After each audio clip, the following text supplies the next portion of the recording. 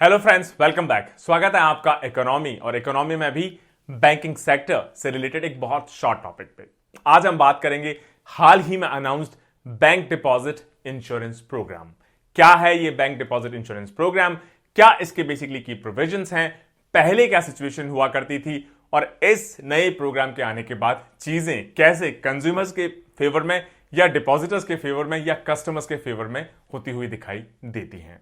सबसे पहले topic news में क्यों बना रहा, हाल ही में ऑनरेबल प्राइम मिनिस्टर ने बेसिकली अनाउंस किया कि रफली 1300 करोड़ रुपीस अभी तक पे किए जा चुके हैं ताकि 1 लाख से भी ज्यादा जो डिपॉजिटर्स हैं जो अपने पैसे को निकाल नहीं सके क्योंकि उनके जो बैंक्स जिनमें उन्होंने अपना पैसा जमा किया था वो किसी ना किसी तरह के फाइनेंशियल क्राइसिस को फेस कर रहे थे। इसके अलावा ऑनरेबल प्राइम मिनिस्टर ने यह भी अनाउंस किया कि इन 1 लाख डिपॉजिटर्स के अलावा फ्यूचर में इस पैसे के थ्रू 3 लाख और ऐसे डिपॉजिटर्स को भी बेसिकली हेल्प मिलेगी जिनके फंड्स उनके अकाउंट्स में सिर्फ इस वजह से अटक गए हैं कि उनके जो बैंक्स थे, फाइनेंशियल इंस्टीट्यूशंस थे, वो फाइनेंशियल क्राइसिस को फेस कर रहे हैं। ऑनरेबल प्राइम मिनिस्टर ने नोट किया कि जो डिपॉजिट्स हैं, रफली कितने डिपॉजिट्स होंगे भी इंडियन बैंकिंग सिस्टम में, रफली 76 लाख करोड़ रुपीस। और ये सारा कवर होता है किस एक्ट के through? Deposit insurance and credit guarantee corporation या DICGC एक्ट के थ्रू।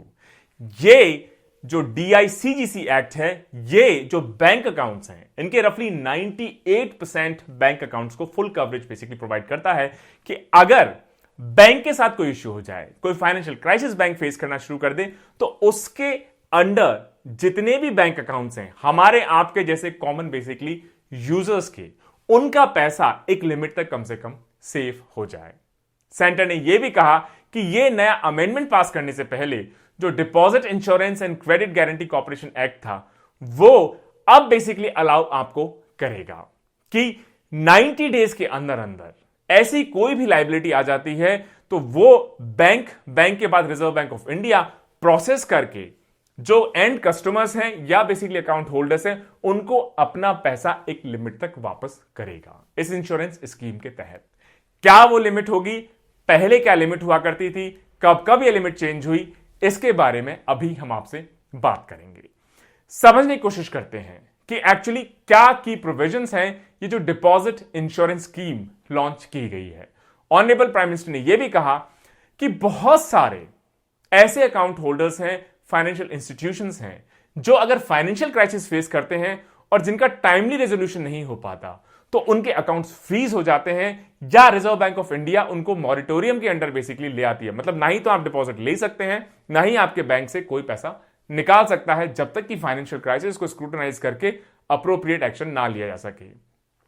तो गवर्नमेंट को यह लगा कि बैंक अगर फाइनेंशियल क्राइसिस फेस कर रहा है, एंड जो कंज्यूमर है, हमारे और आपके जैसे रेगुलर जो बेसिकली कंज्यूमर्स हैं, कस्टमर्स हैं, अकाउंट होल्डर्स हैं, उनको इन दिक्कतों का सामना क्यों फेस करना पड़े।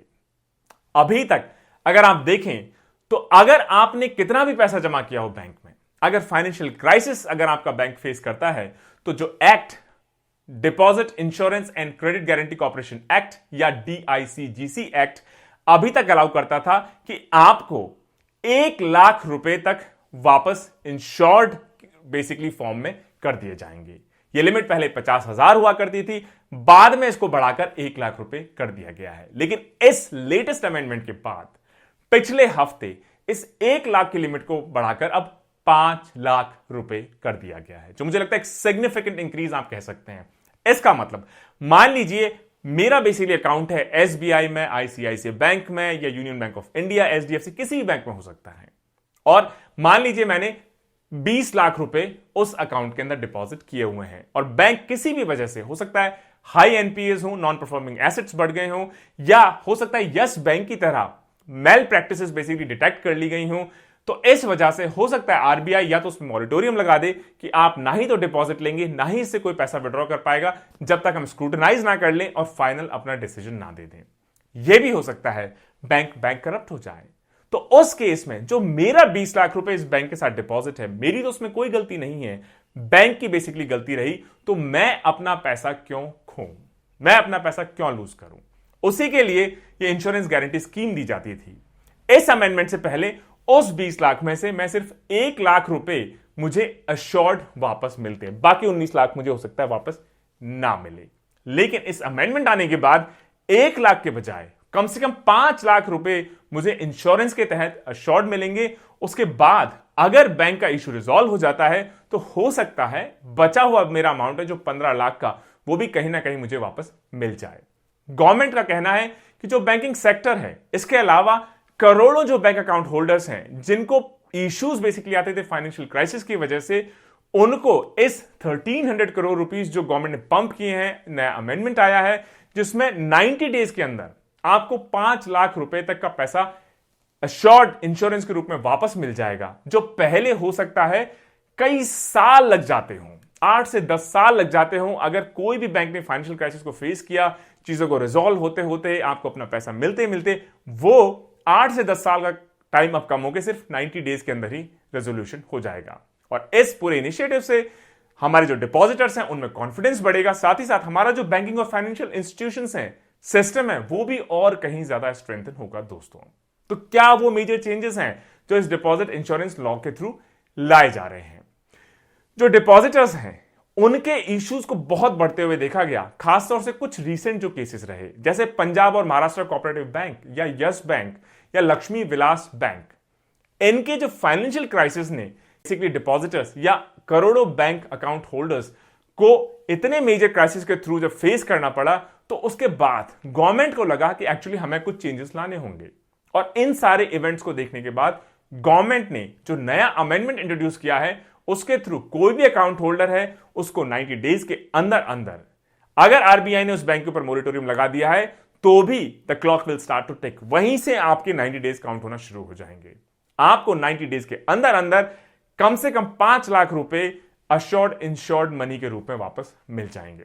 और मिनिस्ट्री ऑफ फाइनेंस ने यह भी कहा कि डिपॉजिटर्स जो पहले इतना लंबा टाइम बेसिकली वेट करना पड़ता था डिस्ट्रेस्ड बैंक्स को, या फाइनेंशियल क्राइसिस के टाइम पे, या मोरेटोरियम बेसिकली जब इंपोज किया जाता था रिजर्व बैंक ऑफ इंडिया, जो हमारे मेन रेगुलेटर हैं बैंकिंग इंस्टीट्यूशंस के, वो अब सिर्फ 90 डेज के अंदर ही सारी प्रोसेस को कवर कर लिया जाएगा। अच्छा, कौन कौन से बैंक हैं जो इस नई डिपॉजिट इंश्योरेंस लॉ के थ्रू कवर किए जाएंगे? इसमें ऐसे बैंक्स जो पहले से ही मोरेटोरियम में हैं, या ऐसे बैंक्स जो हो सकता है जिनकी कंडीशन ऐसी दिखाई देती है कि शायद फ्यूचर में मॉरिटोरियम के अंडर आ जाएं।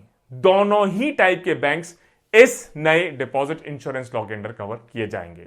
तो जैसे ही कोई बैंक मॉरिटोरियम के अंडर कवर किया जाता है, तो फर्स्ट 45 डेज में बैंक का काम होगा कि वो जो DICGC है उसके थ्रू जितनी भी इंफॉर्मेशन है डिपॉजिट अकाउंट्स की, वो DICGC के थ्रू RBI को भेजेगा। और अगले 45 डेज में इस सारी इंफॉर्मेशन को रिव्यू किया जाएगा, और जो भी डिपॉजिटर्स हैं उसको 90 डे कंप्लीट होते होते कम से कम 5 लाख रुपए अश्योर्ड तरीके से वापस किए जाएंगे दोस्तों। तो अभी 90 डेज और 5 लाख रुपए अश्योरेंस इंश्योरेंस का रूल आ गया है। पहले के क्या रूल्स रहे होंगे, थोड़ी हिस्ट्री समझने की कोशिश करते हैं। पहले जो डिपॉजिट होल्डर्स थे, अकाउंट होल्डर्स थे, उनको कई साल वेट करना पड़ता था कि बैंक्स लिक्विडेट हो जाएं, उनका रिस्ट्रक्चर्ड हो जाए, या उनका डिस्ट्रेस्ड लेंडर है उनको किसी ना किसी तरीके से डिफॉल्ट होने से बचाया जा सके। उसके बाद ही जो रेगुलर अकाउंट होल्डर्स थे उनके पैसे को वापस किया जाता था। गवर्नमेंट ने रूल चेंज करके 1 लाख से इस लिमिट को 5 लाख बढ़ा दिया गया है। और इससे पहले जो DICGC है, इसकी अगर मई 1 1993 की लिमिट देखें तो यह उस वक्त बेसिकली हुआ करती थी 1 लाख, क्योंकि 1980s में जब इस लॉ को इंट्रोड्यूस किया गया, शुरुआत में सिर्फ 30,000 रुपीज तक ही अश्योर्ड सम आपको मिलेगा। 1993 में अमेंड करके इस लिमिट को 30,000 से 1 लाख बढ़ा दिया गया। और 1993 के बाद सोचिए, रफली 30 साल के बाद पहली बार 1 लाख से बढ़ा के अब इसको 5 लाख कर दिया गया है दोस्तों। ये जो कवर है 5 लाख पर डिपॉजिटर, ये प्रोवाइड कौन करेगा? Deposit insurance and credit guarantee corporation, DICCGC, जो किसकी सब्सिडियरी है? Reserve bank of India. इसका मतलब आप इस पे 100% बेसिकली रिलाय कर सकते हैं। अच्छा, मान लो ऐसे डिपॉजिटर्स हैं जिनका 5 लाख से ज्यादा उनके अकाउंट में डिपॉजिट है, तो उनके केस में फिर क्या होगा? और बैंक मान लीजिए पूरी तरह कोलैप्स हो गया, बंद हो गया। आज भी इस नए लॉ के बावजूद भी अगर 5 लाख से ज्यादा का अमाउंट आपके अकाउंट में डिपॉजिट है, तो आपके पास इस नए लॉ के बाद भी कोई लीगल रिकोर्स नहीं बच जाएगा कि आप अपने फंड्स को रिकवर कर सकें अगर बैंक पूरी तरह 100% कोलैप्स हो गया है।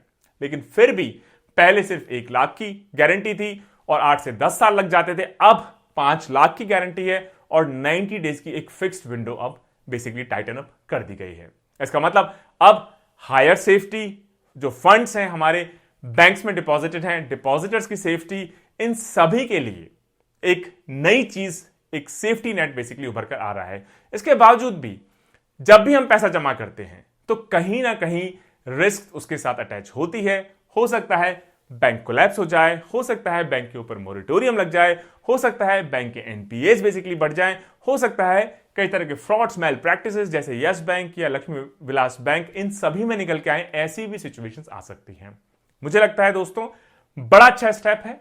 बहुत सारे ऐसे छोटे बेसिकली सेविंग अकाउंट्स हो सकते हैं, अकाउंट होल्डर्स हो सकते हैं जिनका पैसा फंस जाए सिर्फ इस वजह से कि बैंक हो सकता है अपनी बेसिकली जो बैलेंस शीट है उसको मैनिपुलेट कर रहा हो, या कॉर्पोरेट गवर्नेंस फॉलो नहीं कर रहा हो, या फाइनेंशियल वॉयलेशंस कर रहा हो, या एनपीएस उसके बहुत बढ़ जाएं, या हो सकता है कोई फाइनेंशियल क्रंच आ जाए। तो अल्टीमेटली हमारे जो छोटे सेविंग्स बेसिकली अकाउंट होल्डर्स हैं उनको हम कैसे प्रोटेक्ट कर सके, वो प्रोटेक्शन अब 5 गुना बढ़ गया है। साथ ही साथ एक क्लियर प्रोसेस अब रीड आउट कर दी गई है कि फर्स्ट 45 डेज में आप इंफॉर्मेशन रिले करेंगे, उसके बाद नेक्स्ट 45 डेज में 5 लाख तक का आपको अश्योरेंस इंश्योरेंस वापस कर दिया जाएगा।